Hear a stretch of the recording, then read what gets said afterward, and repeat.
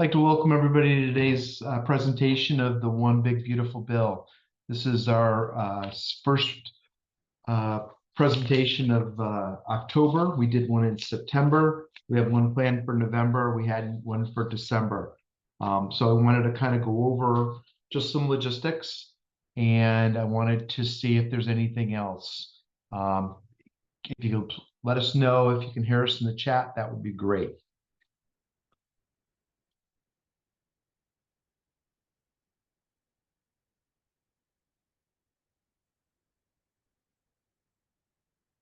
Can everybody hear us? Perfect. Okay, we'll start the presentation.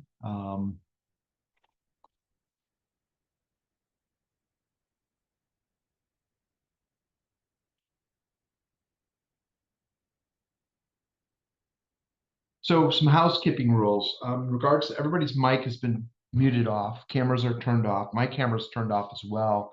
This is just to make sure everybody doesn't have any outside noises and we're able to ensure privacy as the meeting is being recorded so that everybody doesn't know who's on.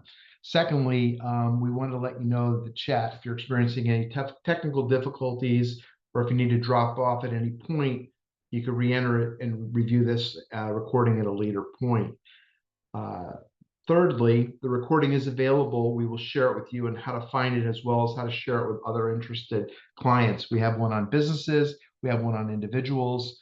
We're putting one on specifically for subtopics, one being on tip income and overtime income. And then there'll be some other presentations as well. They'll be on our website, champi-tax.com. Please ask questions, put them in the chat as we go. And at the end of the session, I'll try to address them. I'm going to try to go through this, as robustly as possible. I want to make it informative, and this is a good opportunity for you guys to ask questions. So in the poll, if you wouldn't mind putting, what is your favorite part of the fall? What is your favorite part of the fall? Is it pumpkin latte? Is it a pumpkin? Is it the fall drive? Is it the fireplace? This just kind of gets us so we know everybody's involved. And secondly, we just want to make sure we have access to everybody. Just please type it in the chat.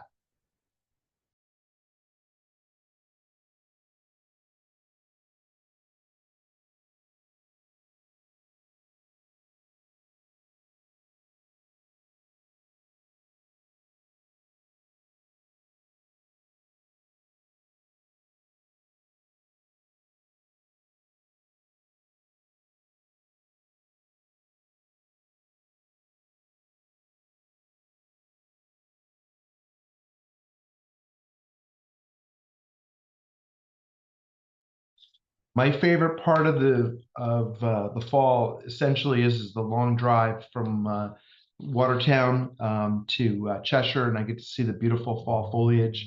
We've had a really great fall. It came really quick, and unfortunately, with today's rain, I think that most of the leaves will be falling off. But it's been a great fall. So thank you for that. Let me go to the next slide. One big beautiful bill. It was formerly known as H.R. 1 of the 119th U.S. Congress. It was signed into law on July 4th. Trump made sure that it was big, it was beautiful, and he made sure that it was monumental by the fact that it was done on July 4th. It is a sweeping tax and spending reconciliation statute that is over 900 pages long. It makes many individual tax provisions permanent, such as the Tax Cut and Jobs Act of 2018, Trump's first, and it also allowed some things to expire. Additionally, it introduces some new tax deductions, which we're going to get into, for workers, seniors, and other groups for specific periods. It adjusted business laws that we'll get into a little bit today, but not significantly. And it also is, as you can see, with the government being shut down, it's going to impact some significant programs that the government has, whether it be the Affordable Care Act, Medicaid, or SNAP programs. So it's going to increase our debt. It's going to certainly cut in certain spending programs, as we talked about, and it's going to be looking at some nonpartisan observers. So at the end of the day, the One Big Beautiful Bill is going to have an impact on every American.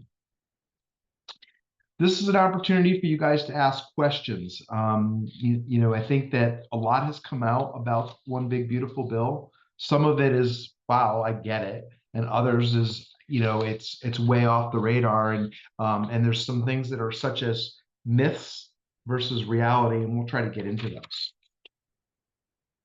So who really is benefiting from this big, beautiful bill? It's really going to be the low and income families. About 15% of those folks will see significant cuts. Every American is seeing it because of the fact that the Tax Cut and Job Acts, it was extended. If that was not extended, every U.S., depending on citizen, would have a $4,000 to $6,000 increase in their tax bill. So that's really the biggest benefit of the tax of the One Big Beautiful Bill, is the fact that the Tax Cut Jobs Act was extended. 66% of folks that are making under $500,000 will see some significant benefits. We're going to get into where those benefits are. We're going to talk a little bit about them. We're going to talk about some planning. 100% of American families will be impacted in some shape or form. It could be, again, because of you're missing out on the Affordable Care Act, to that you're able to take a larger deduction moving forward. So today is really about what's the real deal. Is it fact or fiction? Again, many folks have looked at this and said, what truly is fact? What is not true? And I think we're going to get into that a little bit today. I'm going to throw one out there right now. Is there's many myths out there that exist. The first one is that everybody believes that Trump was sending out stimulus checks like he did during his first term, during COVID, that talked about a stimulus check for inflation. Well, folks, that's not going to happen. Unfortunately, we are not getting any stimulus checks.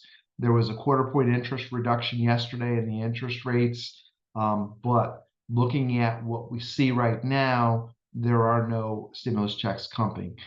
I have a lot of older clients that have called in and have asked me, hey, I heard that there's no tax on Social Security, and that moving forward, I'm never going to have to pay taxes on Social Security. Well, again, that's a myth. We're going to get into it. There is a deduction that was part of the bill, and it's for individuals, it's $6,000, and for those married filing jointly, it's $12,000. But there's certain stipulations that are around it that we'll get into. Benefits by income. If we looked at everything that came out for the One Big Beautiful Bill, and I broke it out into lower income to middle class and upper class, where's the biggest benefit? I think that I'm going to just go down the list, and then I'll kind of talk about each one in a minute. The first one is the lower income folks. There's an expansion of the Tax Cut and Jobs Act. This is going to increase their tax home pay. It increased or made sure that the standard deduction that folks have had is permanent. The child tax credit is $2,000, and then there's some specific tax exemptions. There's an exclusion on tip income. There's an exclusion on overtime pay, and now there's a new law that allows you to deduct car loan interest. Under the middle class, really, again, the Tax Cut and Job Act allows for the prevention of tax increases. It's allowing all of our taxpayers to get bigger paychecks. The tax breaks for workers, again, going back to it, is overtime, tips, car loan interest. There is an enhanced child tax credit for those children that are under the age of 17. We'll get into that in a minute. We've increased the standard deductions. The seniors, we talked a little bit about it as part of the earlier section, which was that myth, if you will, about the non-taxability of Social Security. The SALT pause, which means state and local tax pause. We'll get into there in a second. And then again, car loan interest deduction. Upper class is the extension of the Tax Cut and Jobs Act, the increased state tax exemption, preferential tax treatment, and then there's some additional tax cut. And this allows you to maybe look at some of your investment vehicles. Our goals today are really to talk to you about the changes that took place, share some tax planning ideas, and discuss how you could maybe leverage some of the tax law.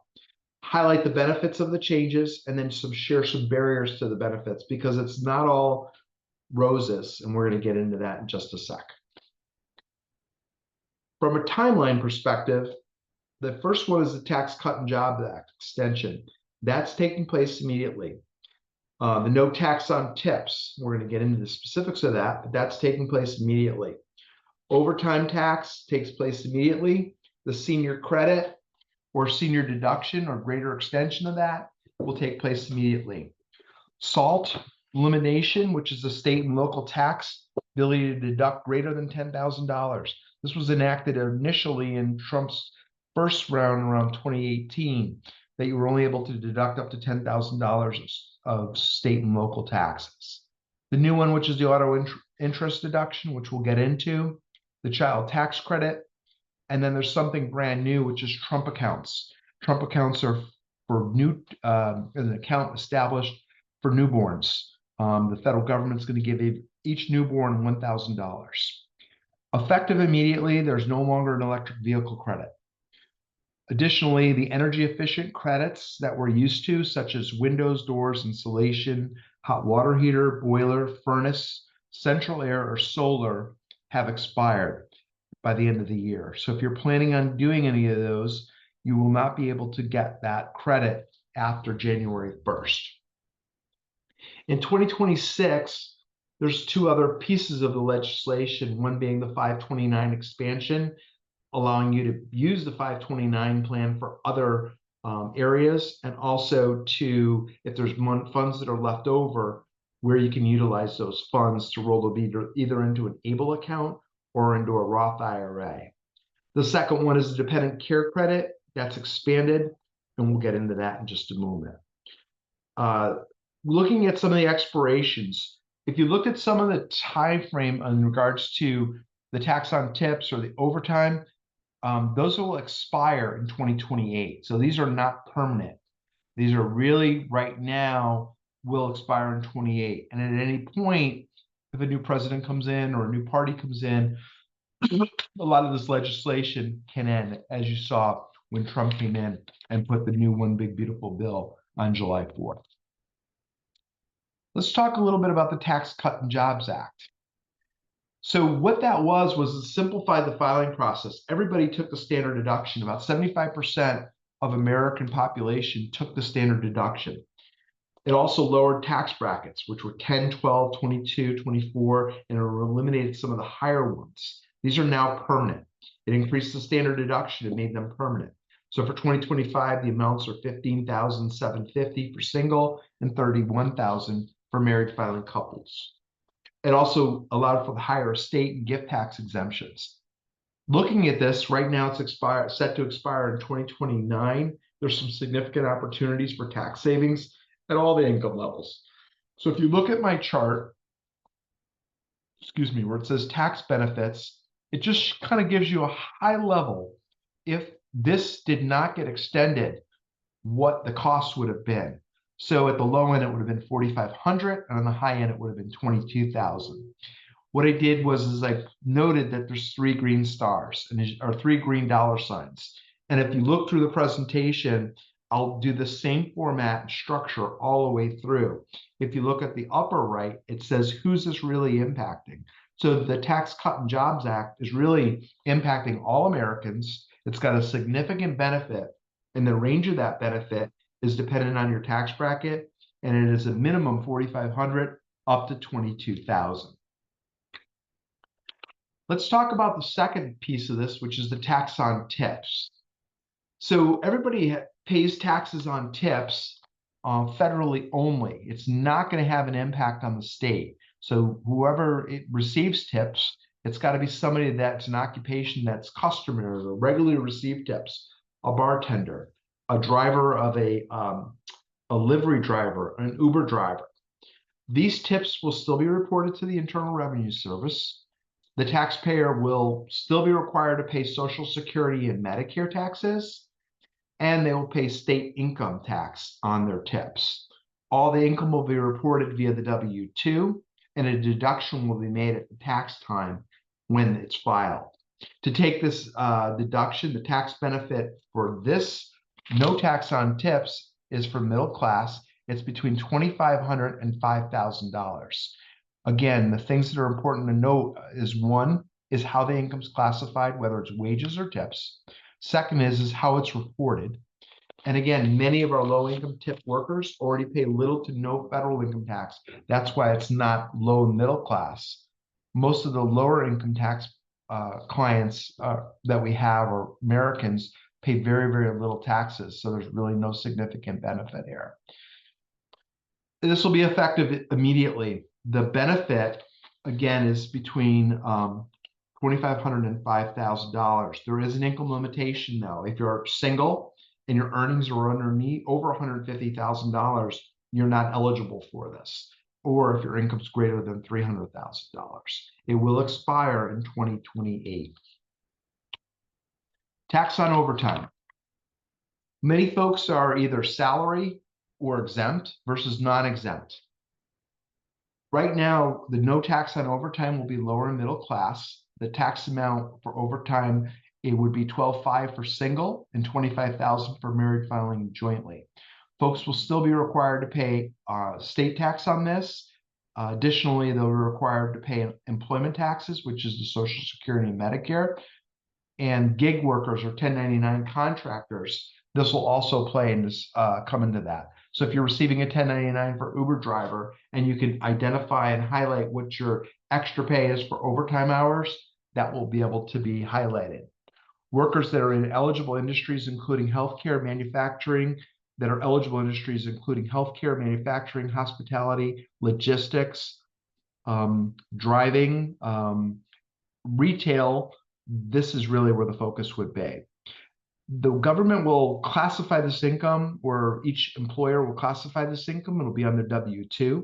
The tax benefits could be anywhere between $1,250 and $6,500, depending on their tax bracket. It's effective immediately. And again, the income limitations here would be for folks that are single. Anything that they earn in overtime underneath, if they're single, underneath $150,000 is their joint income, or their single income, or $300,000 married filing jointly.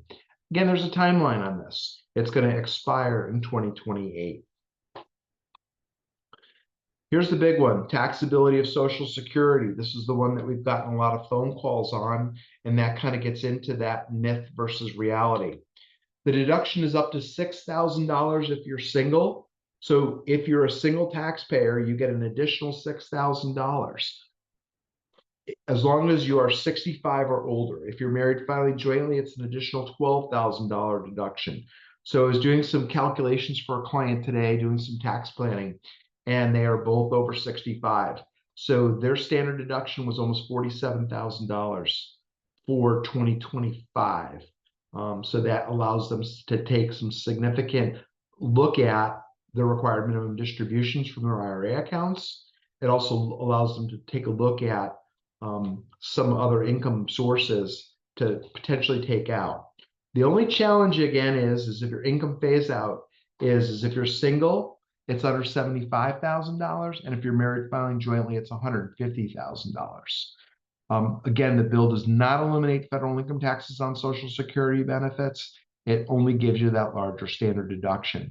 And I think this is where the biggest caveat is the income phase out. Is that $75,000 if you're single and $150,000 if you're married filing jointly. This is brand new this year. It's called auto loan interest. And the reason that they did this was obviously to stimulate the economy, purchases, leases. Let's kind of go through this a little bit.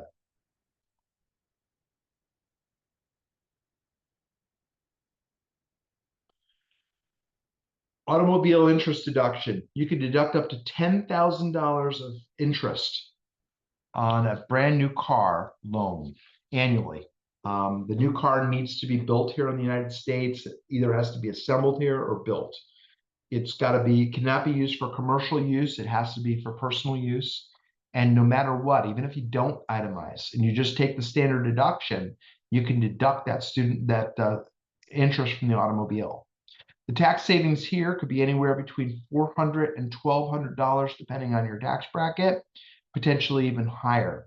This is middle to upper class where this is really going to have an impact. From a planning perspective, this may be an opportunity to really look at when you should buy a new car. Should I do it this year or should I do it later next year? Financing versus paying cash. And again, looking at what the interest rate of that new auto loan is versus the tax savings. Again, this is effective immediately. The income limitation on this is if you're single, underneath $100,000, you're able to take the deduction, and $200,000 if you're married filing jointly. This will expire in 2028. Lease vehicles, again, do not qualify, so it would have to be a purchase. The vehicle would have to be less than 14,000 pounds. The big piece is that you have to have the appropriate documentation. That would have to be like a 1098, so that you have the VIN number and the detail of the interest paid. So if you start thinking through some of the things that we're talking about, there's additional burden on the taxpayers and the employers and the IRS to manage the one big beautiful bill with new W-2s that are going to be needed to be issued.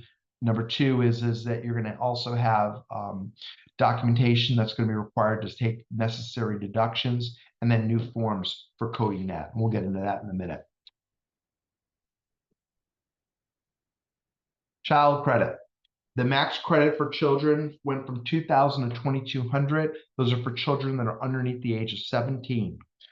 The non-refundable will be indexed. Prior to this year, they were never indexed. Essentially, what would happen was it was a flat rate, whether it was $500 or under Trump, it went to $2,000. So this new piece of it being indexed for inflation is every year it will be increased. Depending on your tax credit bracket, the benefit here will be between $200 and $300 per child. The big impact or concerns would be the child's age, and then being able to reduce taxable income to allow for this deduction. So the AGI here from planning perspective is should I put more money in my pre-tax account so I get the full savings of the additional child tax credit? This is effective immediately as of 1/1/25. The higher phase-out thresholds also came into play for single filers. Anything over $200,000, you start losing those child credits, and for married filing jointly, it's $400,000. Right now, this is set to expire in 2030. Part of the legislation talked about stricter Social Security number requirements. And I think that comes a lot into Trump's focus on illegal aliens that were getting tax benefits. So moving forward, in order to take that child tax credit, the government is going to have greater scrutiny on making sure that the appropriate Social Security numbers are there and that the requirements are there in order to take the credit. This is the large one, state and local tax credit. This is the cap on salt. This is the ability to deduct more than $10,000 of state and local taxes. What I mean by state and local taxes is state taxes that you pay for your salary, that you pay for Connecticut, or Massachusetts, or Rhode Island, or New York, or Illinois. Those are the folks that we have on the call tonight. So looking at that, if you're in a high real estate tax area, you're able to make that deduction.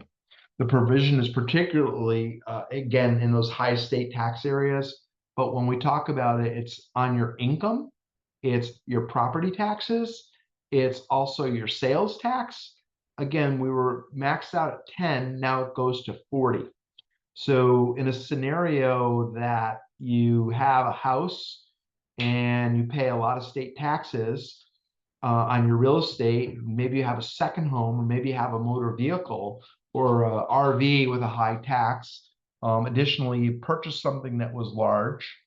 This gives you the ability to take that. In some instances, if you also have a mortgage and you're very philanthropic and you make a lot of donations, your standard deduction potentially can go up to $80,000 or $90,000 with this reduction of the SALT.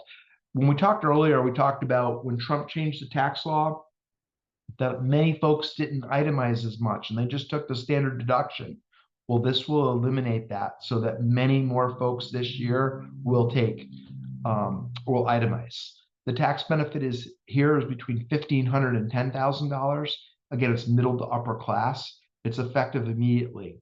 The caveat again here is that taxpayers with income under $500,000, can take this credit. If your income's over $500,000 or this deduction, then you would not be able to get the larger increase on SALT.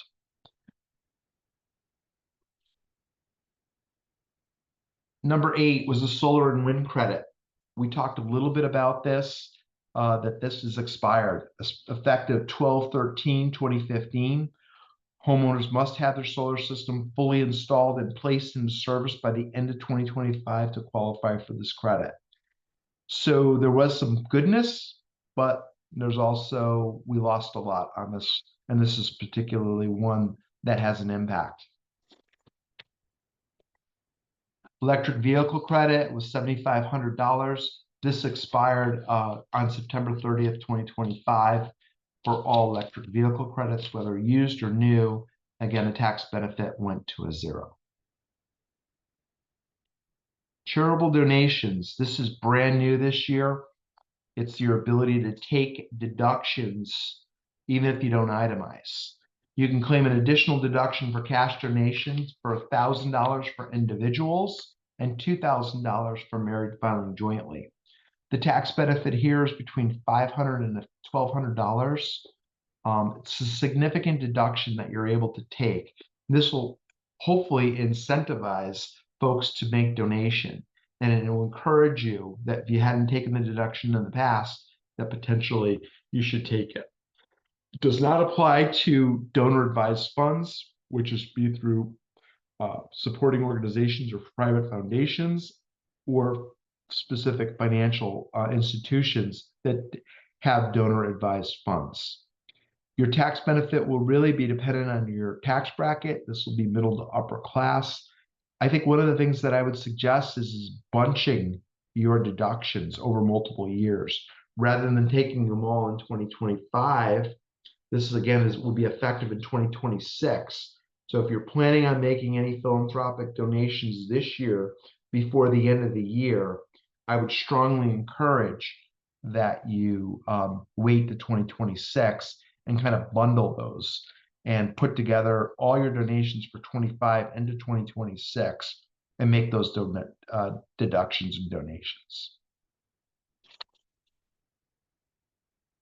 Child dependent tax credits. This is brand new as well. It's effective 2026.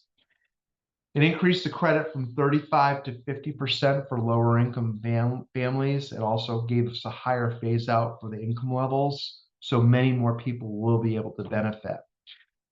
For those that use or are familiar with pre-tax dependent care credits, essentially you're able to put away $5,000 now pre-tax and not pay any federal and state taxes on it. This could be used for daycare, could be used for summer camps. As long as the child's underneath the age of 13, you can put it into these pre-tax dependent care accounts. So the new law allows you to go from $5,000 to $7,500. Again, managing daycare, summer camps, etc. And the important piece here is, again, reporting requirements and tracking. The other factor that needs to consider is that both parents need to be either working, in school, or disabled in order to significantly benefit from the pre-tax dependent care credit. Tax benefit here of that increase is between $1,500 and $3,000. This will impact all Americans. Folks, we get a lot of call for people that ask us about college planning and they want to put money away for 529 college savings plans. There's some benefits either in Connecticut or Massachusetts or Virginia or New York that if you do put money into a 529 plan, you get a credit off of your state taxes. Additionally, the benefit of the 529 is it grows interest and dividend tax-free as long as the funds are used for college. We get many questions that folks ask us and they say, well, what happens if my son or daughter does not go to college? What happens to those funds? Number two is let's say that they get a baseball scholarship or an academic scholarship. What happens to those funds? The new legislation we'll talk about in a second, we'll kind of get into there. The other question we get is what happens if they decide that they're going to go to a trade school and instead of going to college, that they're going to be a heating and cooling technician or an electrician. Let's kind of talk about the new law. So the first one is that the 529 plan can be used for kindergarten through 12th grade. So if you're planning on sending your child or grandchild to a private school, before it was only $10,000 that could be used to withdraw for the pre-tax or for the K through 12 area up to high school. That now is doubled to $20,000 can come out of the 529 account to be used for that. They've also expanded what expenses can be included. Before, it used to be just the tuition and room and board. Now it's extended to tutoring, therapy, books, supplies, educational testing fees such as SAT, online learning materials. Additionally, they expanded the use of this program for 529s, so it can now be used for trade schools such as electrical school, plumbing school, beautician school. Those are really significant benefits. The last piece of the legislation says if there's money left over, what happens to that money?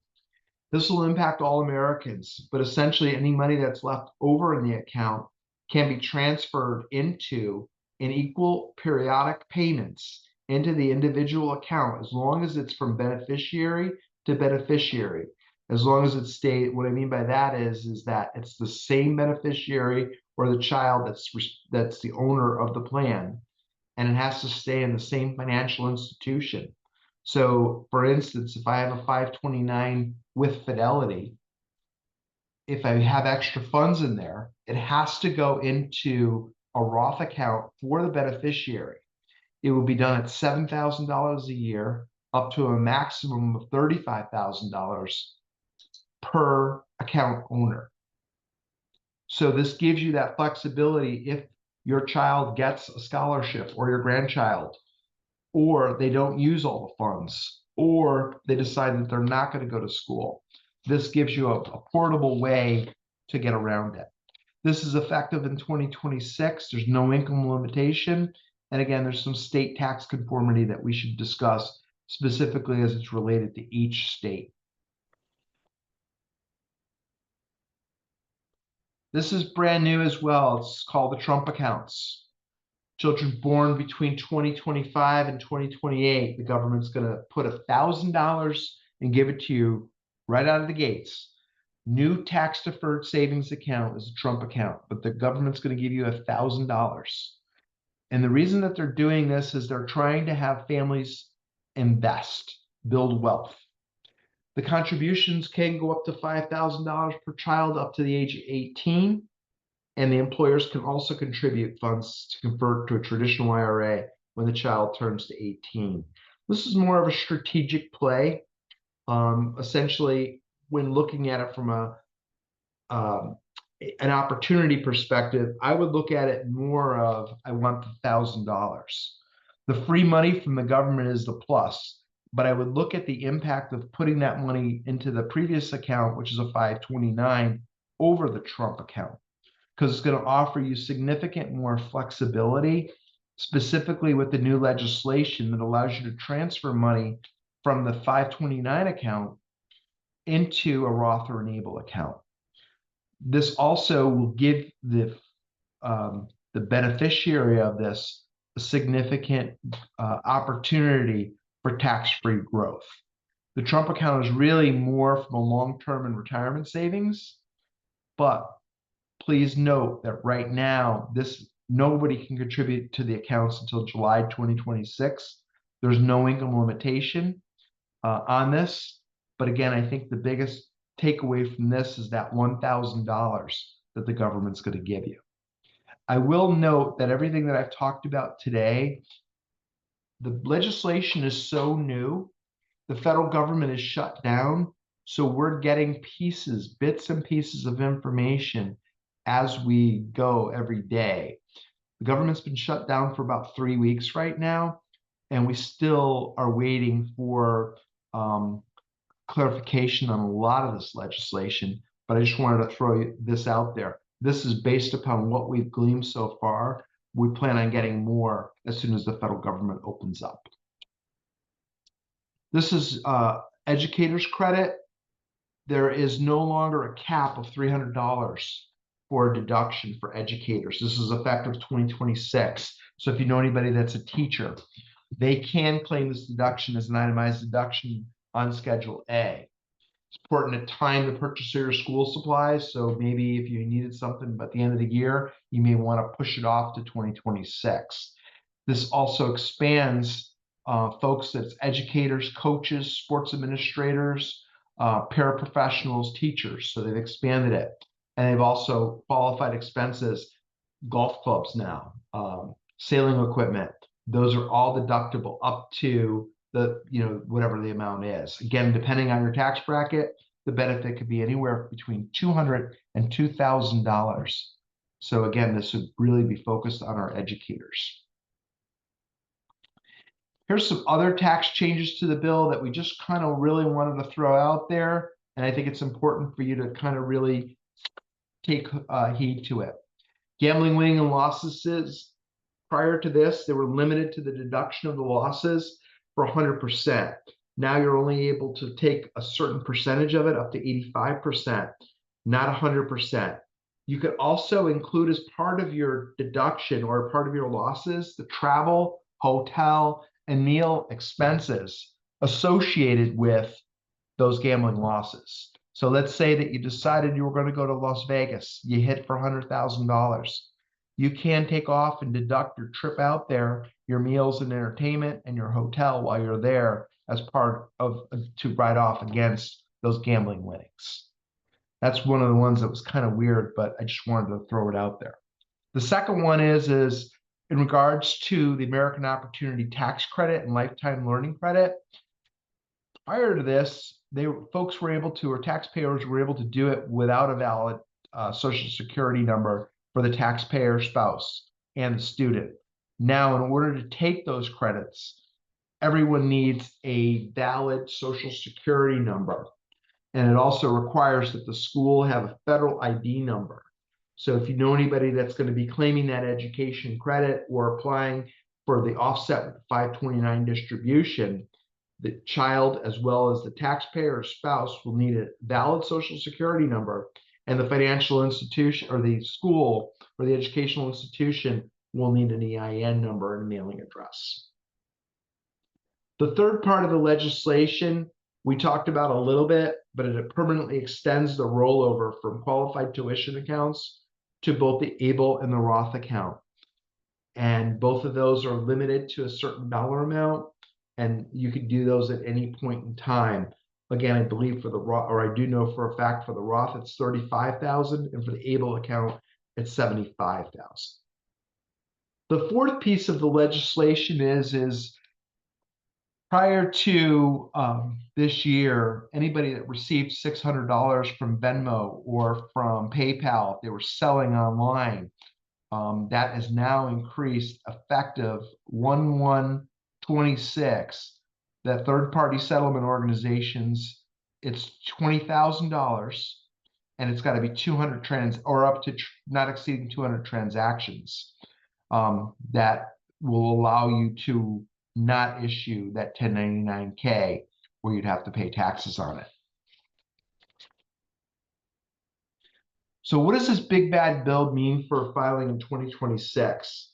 We talked about all these retroactive changes. The IRS's challenge is 40% of their workforce was reduced due to DOGE. So nobody's there. Secondly, the federal government is shut down. So the bottom line is with the depleted IRS workforce, their need to implement new retroactive provisions such as no tax on tips, the Social Security deduction, no tax on overtime, the deduction on interest for autos. We are posting or forecasting a delay in the filing season for 2026. We are looking right now at the filing season wouldn't start until February 28th and probably would go until July 15th. We're also noting that there's going to be an increased amount of call volume. Many taxpayers are going to be calling the agency because they don't understand the tax laws. There's fewer staff there. The agency may struggle to maintain the level of service. Not that the level of service was great before the layoffs, nor that it was great since they shut down. But with all of that coupled, we're seeing a significant amount of challenges. Lastly, we're also noting that there's going to be a lot of risk for errors. Because of these accelerated timelines and the system updates required, the IRS makes mistakes. They send out letters all the time, and there's errors on them. So before you make or pay a bill for something that comes, make sure you review the invoice or bill that comes from the IRS post-filing, whether it be for penalty or interest or because of an error. Make sure you review it, and if needed to, make sure you contact us so we can just take a look at it to make sure that it's appropriate. What are we doing for this recipe for disaster? We're educating you. We're going to continue to educate you through our newsletters, our websites, our blogs. We're training our team more on tax laws, how to handle customer service, how to get to the IRS. We're hiring and training more appropriately. During our interviews, when we go through your tax information, we're going to ask a lot more questions this year than we normally do. And we're putting a different level of scrutiny and quality assurance on our filing just to make sure that there are no errors and we don't miss anything. Additionally, we don't want to have to handle and wait and sit in line with the IRS if in fact there was a problem. So my question here is where do we go from here? If you expect to itemize in any way and live in a high tax state like Connecticut, Massachusetts, you should consider evaluating accelerating those deductible taxes. What I mean by that is paying your property taxes this year instead of next year so that you get the deduction. And it will help with your SALT cap. Again, you have to factor in what the income limitation is. Number two, if you're over the age of 65, check whether you get that extra $6,000 or $12,000. Again, there's an income limitation. Understand how close you are to that modified adjusted gross income. If you're still working, can you put more money away in your retirement, in your pre-tax, in order to make sure you take that deduction? For some folks, you may want to, with this additional $6,000 or $12,000 deduction, you may want to take that $12,000 additional required minimum distribution out of your IRA account to offset it. Essentially, that's free money on the federal side. If you earn tips and a lot of overtime, confirm your eligibility for the new deduction. Ensure you have the appropriate documentation and for qualified overtime, and plan around what those income thresholds are by lowering your taxable income, putting through 401k, SEP IRA, or health savings account. If you're considering buying a vehicle for personal use, look at the new car loan interest deduction rules. Look at the qualified vehicle, the lien requirements, and see if it matters. Look at the timing. For charitable giving, again, if you typically take the standard deduction, don't itemize, right? If you don't do that, note that those changes are upcoming and that you're able to take that deduction moving forward. I think the biggest thing that I want to throw out there is make sure you document everything that we talked about.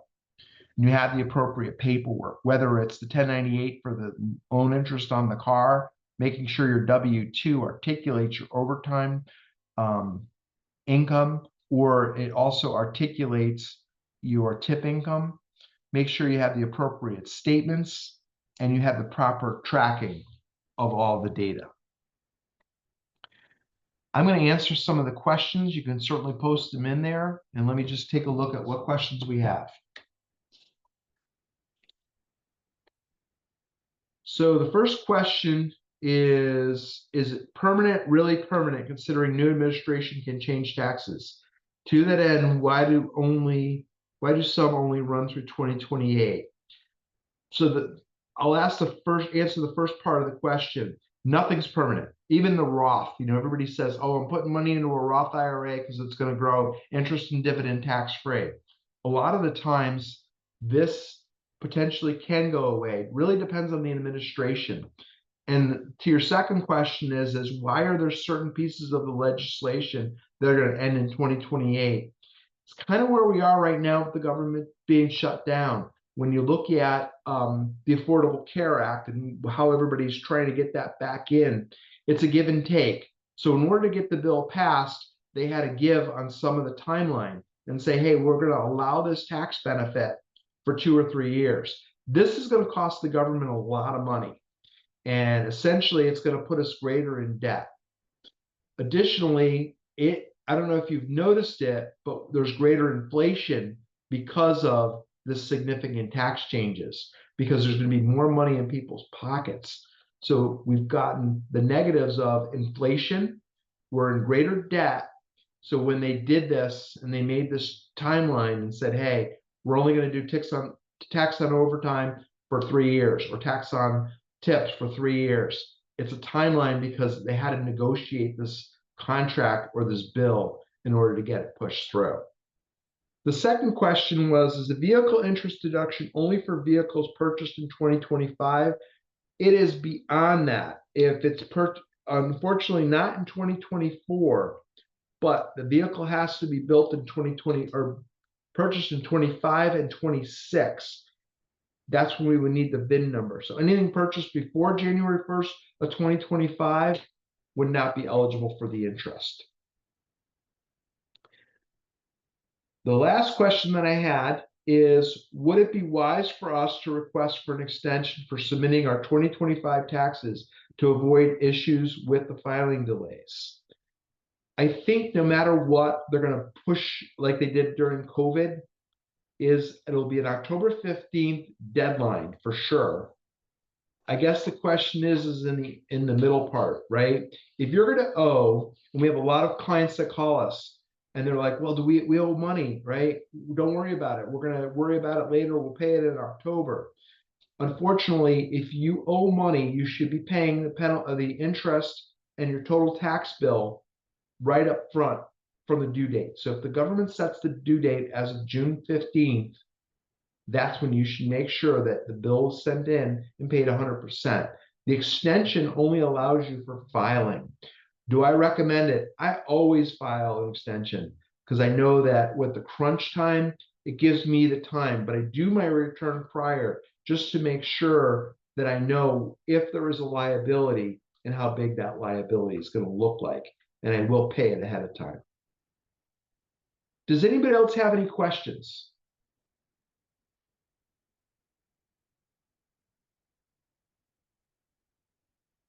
Does anybody have any feedback on today's session? Is this something that you'd like to see moving forward? These types of events?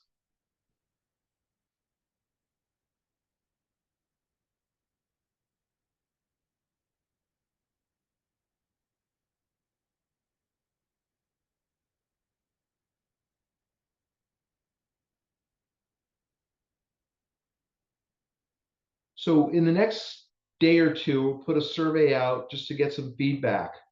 And I'd like to just really get some ideas of topics that you'd like to see moving forward. Was the timing appropriate? Was the amount of the information appropriate? Did you want greater detail?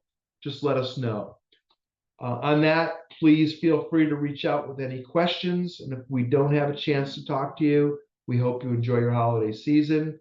Hard to believe, but we're, I think, 4 weeks from today, or 5 weeks from today, or 4 weeks, maybe 4 weeks is Thanksgiving.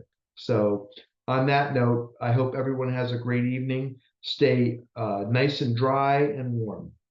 Thank you guys very much for attending.